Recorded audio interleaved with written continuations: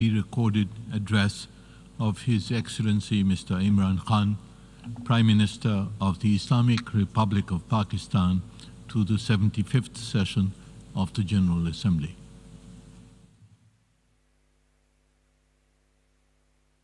President, Secretary General, Excellencies, ladies and gentlemen, I'm honored to address the United Nations General Assembly once again. I congratulate His Excellency Mr. Volkan Bozkır on his election as the President of the 75th session of the General Assembly. We also appreciate the skillful leadership of the outgoing President, His Excellency Tijani Mohammad Bande, especially during the COVID-19 crisis. We commend the leadership of the Secretary General in these extremely turbulent times. Mr. President, since my government assumed office, our consistent effort has been to fundamentally transform Pakistan. We envisage Naya Pakistan to be modeled on the principles of the state of Medina, established by a Holy Prophet, Muhammad sallallahu alaihi wasallam. A just and humane society where all government policies are directed at lifting our citizens out of poverty and creating a just and equitable dispensation. To achieve this goal, we need to have peace and stability. Thus, our foreign policy aims to have peace with our neighbors and settle disputes through dialogue. Mr. President, the 75th anniversary of the United Nations is an extremely important milestone, as this is the only body in the world that can help us achieve our goals of peace and stability in our neighborhood. This is also time for us to reflect whether, as the United Nations, we have been able to realize the promise we collectively made to our peoples. Today, the foundations of the world order, non-use of or threat of unilateral force, self-determination of peoples, the sovereign equality and territorial integrity of states, non-interference in their internal affairs, international cooperation. All these ideals are being systematically eroded. International agreements are being flouted and set aside. Renewed great power rivalries are leading to a new arms race. Conflicts are proliferating and intensifying. Military occupation, illegal annexations are suppressing the rights of human beings to self-determination. According to the respected professor Noam Chomsky, mankind is at even a greater risk than it was before the First and Second World Wars in the last century. And this is because of the threat, increased threat of nuclear war, climate change, and sadly the rise of authoritarian regimes. We must come together to prevent such a catastrophe. We believe that the driving force in international relations must be cooperation in accordance with the principles of international law and not confrontation and force. We all must emphatically reaffirm our support for multilateralism. Mr. President, the COVID-19 pandemic has illustrated the oneness of humanity. In our interconnected world, no one is safe unless everyone is safe. Locking down to control the pandemic has triggered the worst recession since the Great Recession in the last century. This has hit the poorest countries the hardest, as well as the poor in all the countries.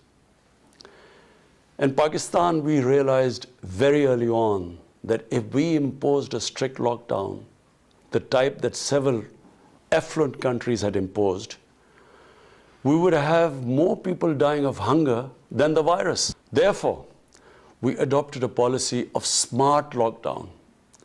While concentrating on the hotspots, the virus hotspots, we opened up our agriculture sector immediately, and then followed it up by the construction sector, which employed most of the people.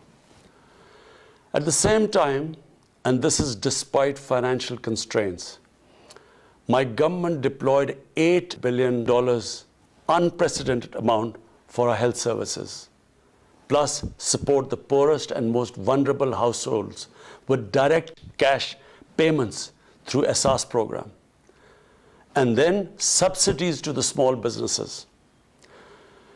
Even though our smart lockdown was heavily criticized in the beginning, but thanks to the Almighty Allah's grace, we have not only managed to control the virus, stabilize our economy, but most importantly, we have been able to protect the poorest segment of the society from the worst fallout of the lockdown. Today, Pakistan's response is cited among the success stories in controlling and responding to the pandemic.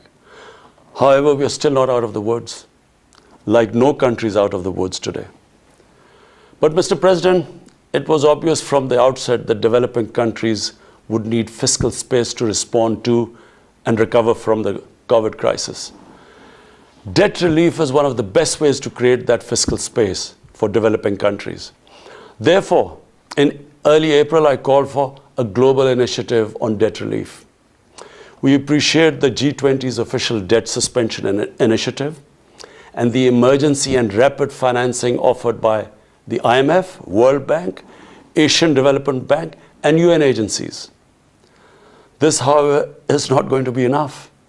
The IMF has estimated that developing countries will need over $2.5 trillion to respond and recover from the crisis.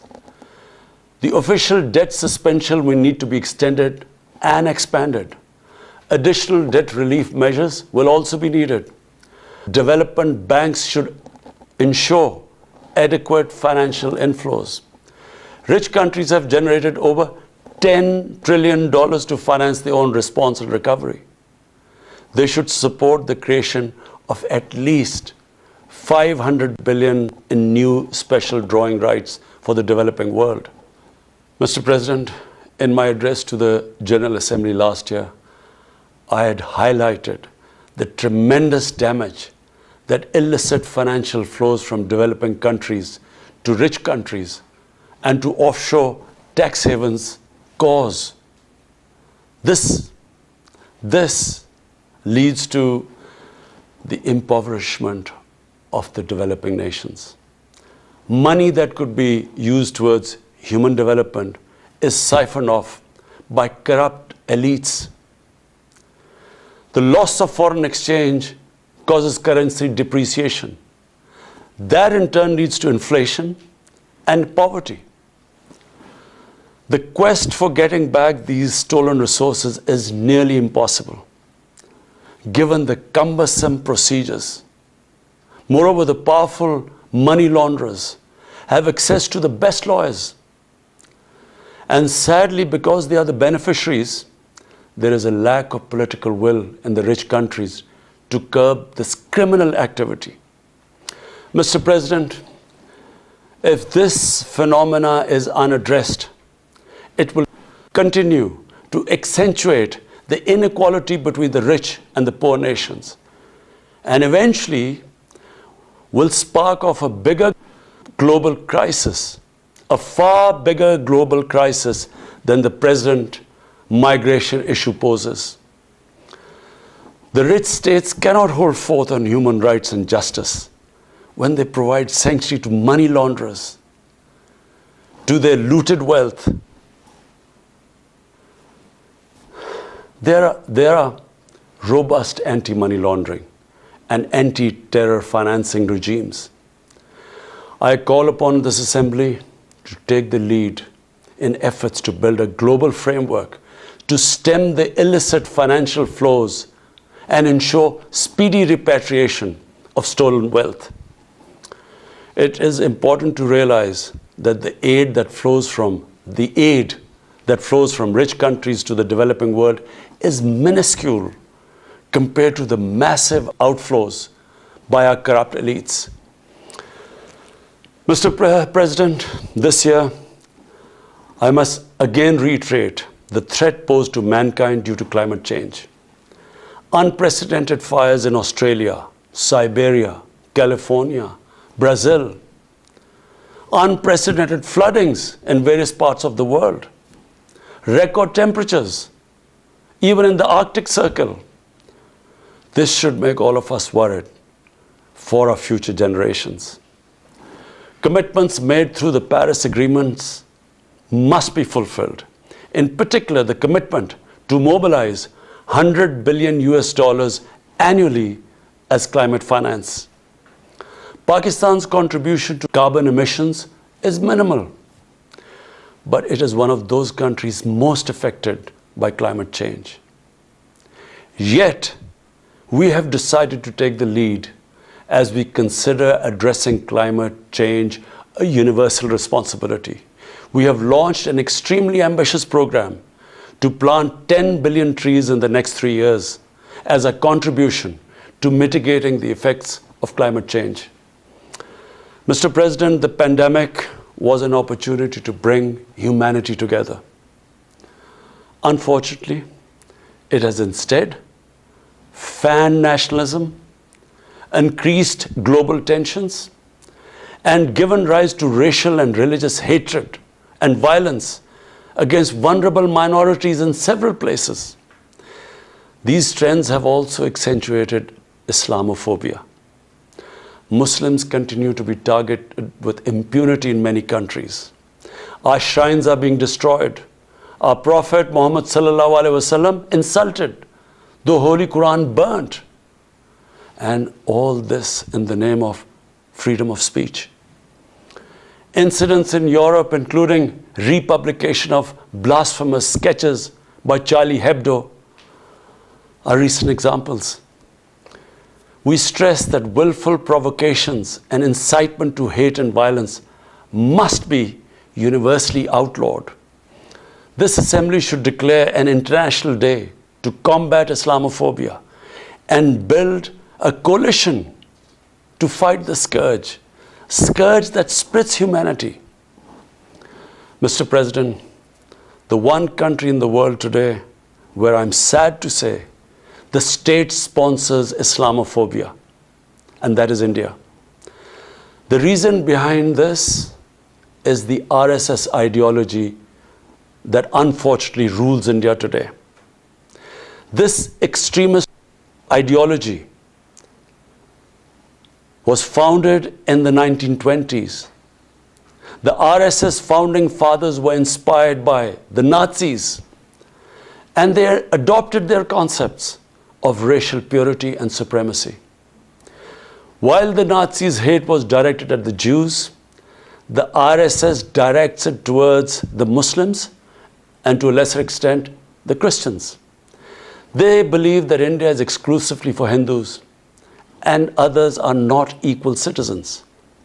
The secularism of Gandhi and Nehru has been replaced by the dream of creating a Hindu Rashtra by subjugating, even cleansing India's 200 million Muslims and other minorities. In 1992, the RS destroyed the Babri Masjid.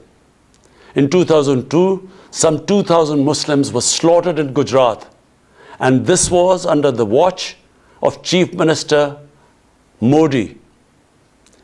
In 2007, over 50 Muslims were burnt alive by RSS arsonists aboard the Samjhauta Express train. In Assam, around 2 million Muslims face the prospects of being arbitrarily stripped of their nationality through the adoption of discriminatory laws. There are reports of large concentration camps being filled by Muslim Indian citizens. Muslims were falsely blamed, vilified, and victimized for spreading the coronavirus. They were denied medical attention on many occasions. Their businesses were boycotted. Cow vigilantes attack and kill Muslims with impunity.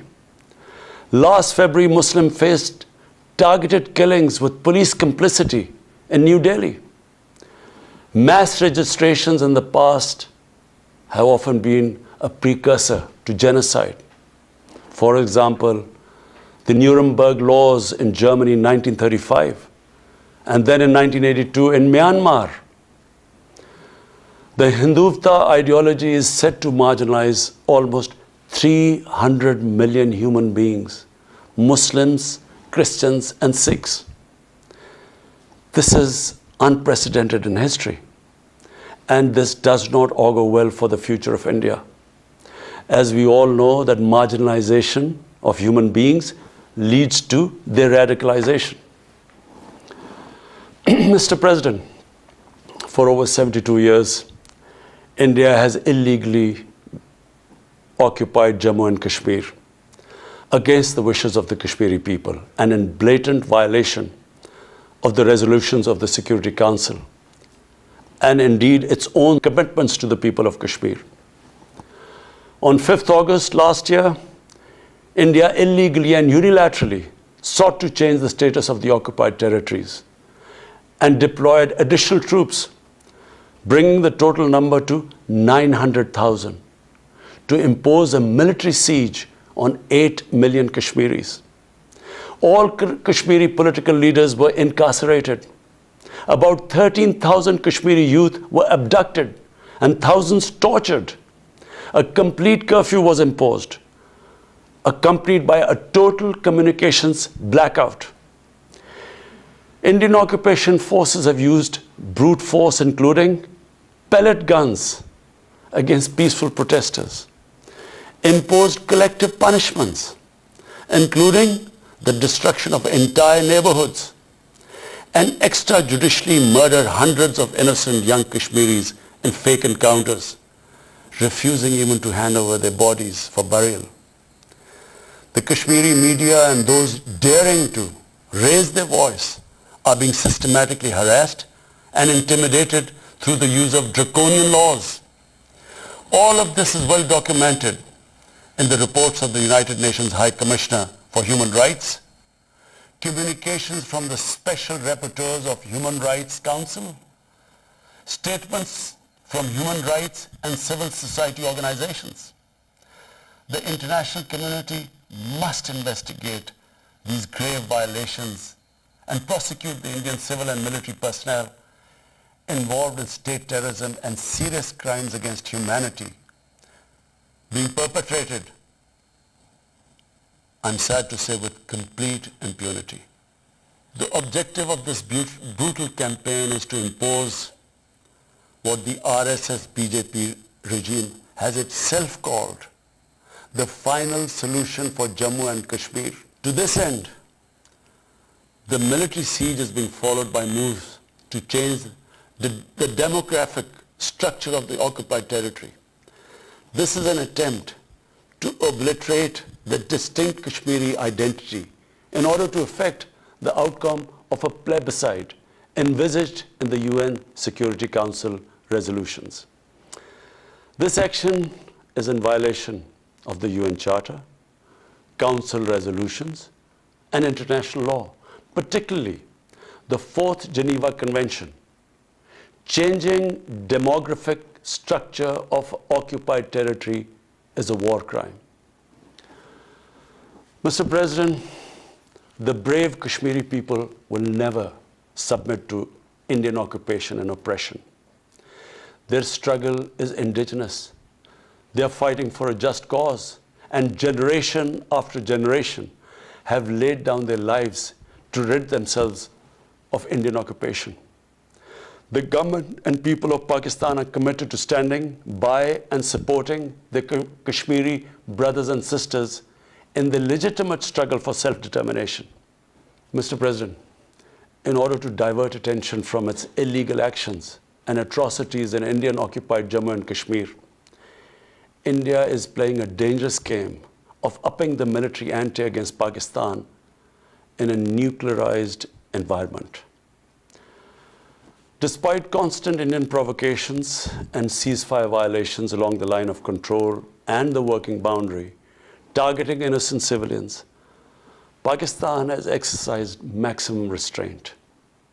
We have consistently sensitized the world community about a false flag operation and another ill-conceived misadventure by India.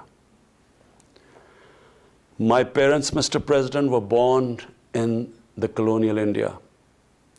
And I was the first generation that grew up in an independent Pakistan. I want to make it clear that any attempt by the fascist, totalitarian, RSS-led Indian government to aggress against Pakistan will be met by a nation that will fight for its freedom to the end. Mr. President, there will be no durable peace and stability in South Asia until the Jammu and Kashmir dispute is resolved on the basis of international legitimacy. Kashmir has been rightly described as a nuclear flashpoint. The Security Council must prevent a disaster conflict and secure the implementation of its own resolutions, as it did in the case of East Timor. The Council has considered the situation in Jammu and Kashmir 3 times in the past year. It must take appropriate enforcement actions. It must also take steps to protect the Kashmiris from an impending genocide by India. Pakistan has always called for a peaceful solution. To this end, India must ascend. To reach this end, India must ascend the measures it has instituted since 5th August 2019, end its military siege and other gross human rights violation, and agree to resolve the Jammu and Kashmir dispute in accordance with the relevant UN Security Council resolutions, and of course, the wishes of the people of Kashmir. Mr. President, Pakistan's desire for peace in our region is also manifest in our efforts to promote a political solution in Afghanistan. I have consistently maintained over the past 2 decades that there is no military solution to the conflict in Afghanistan. The only way forward was and is a political settlement, which involves the full spectrum of Afghanistan's political actors. Pakistan fully facilitated the process that culminated in the US-Taliban peace agreement on 29 February 2020. Pakistan is deeply gratified that it has fulfilled its part of the responsibility. The Afghan leaders must now seize this historic opportunity to achieve reconciliation and restore peace in their war-torn country.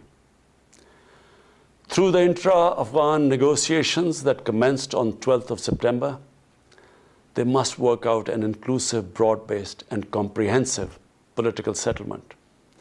The process must be Afghan-led and Afghan-owned, and without any interference or outside influence. Early return of Afghan refugees must be part of this political solution. After almost 2 decades of war, it is imperative not to allow spoilers within and outside Afghanistan to subvert the peace process. Peace and stability in Afghanistan will open new opportunities for development and regional connectivity. Mr. President,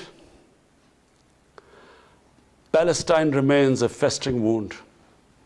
A just and lasting settlement is indispensable for the Middle East and actually the world.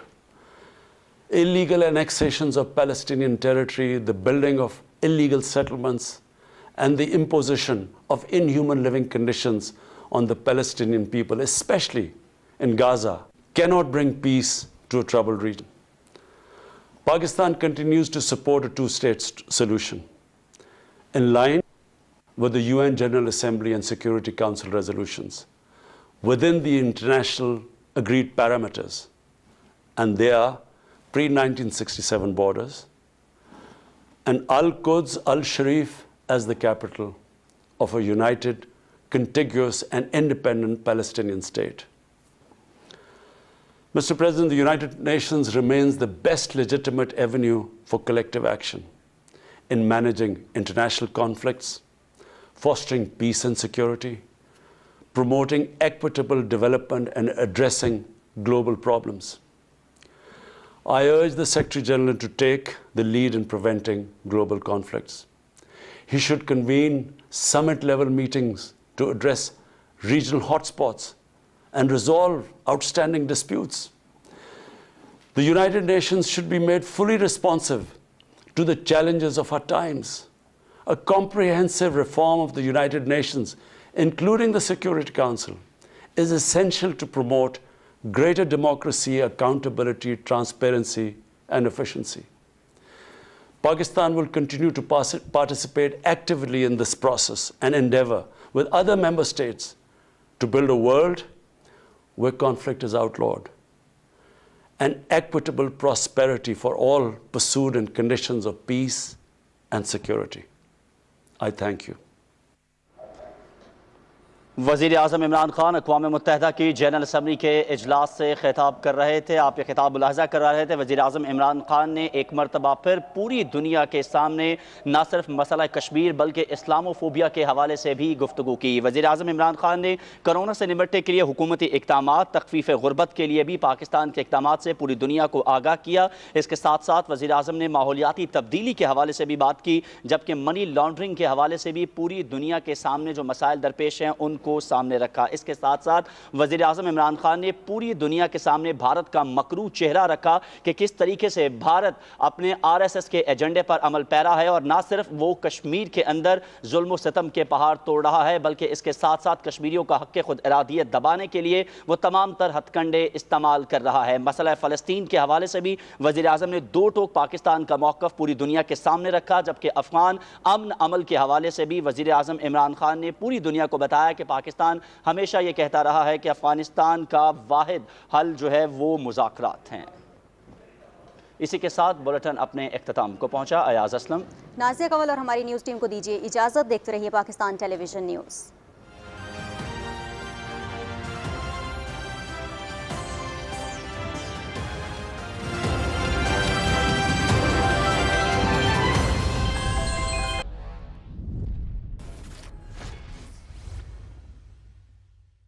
یہ Imran Khan phenomenon ہے کیا؟ جیسی بھی صورتحال ہو وہاں سے یہ come back کر لیتے ہیں. عمران بیسیکلی ایک وطنیت آدمی نہیں.